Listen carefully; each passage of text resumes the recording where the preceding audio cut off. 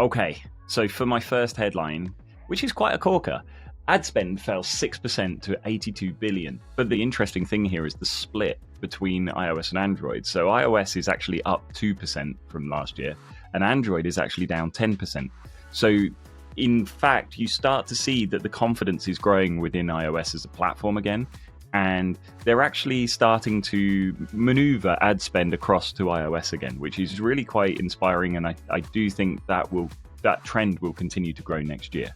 Second headline, iOS paid installs grew 9% year on year. Again, this is kind of down to the same thing. Confidence in Apple. It's making the user acquisition spend port across to Apple.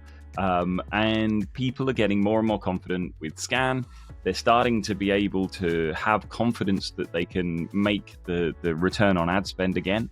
And I think we'll start to see even more results coming from iOS. For my third, revenue from in-app purchases was up a staggering 19% on non-gaming and 11% in gaming. So I think this is indicative of the move from ads monetization across to in-app purchases. I do see that coming across more and more, that the in-app purchases are going to be the winner moving forward into 2024. There's a 9% drop in Android remarketing. So this is quite an interesting one, because I personally would have expected Android remarketing to have been championing it right now. I think the fact that you still have the Android advertising ID, that you're able to target those devices, for me, that should have been a clear winner. That should have been up on where it was last year.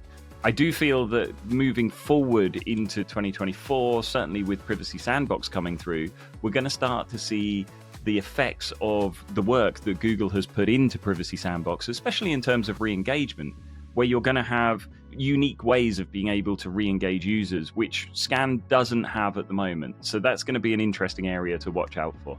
Lastly, and to finish on a somewhat positive note, the app market is still growing. There was a 2% increase in total app downloads.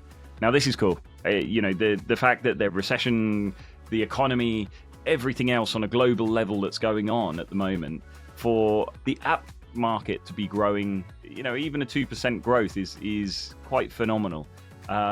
So I do think that even after the COVID slowdown, even after recession, even after every other problem that has been thrown in the path this year, for it to still be growing is a very positive sign. And I do think that's something that everybody should be taking away with them today.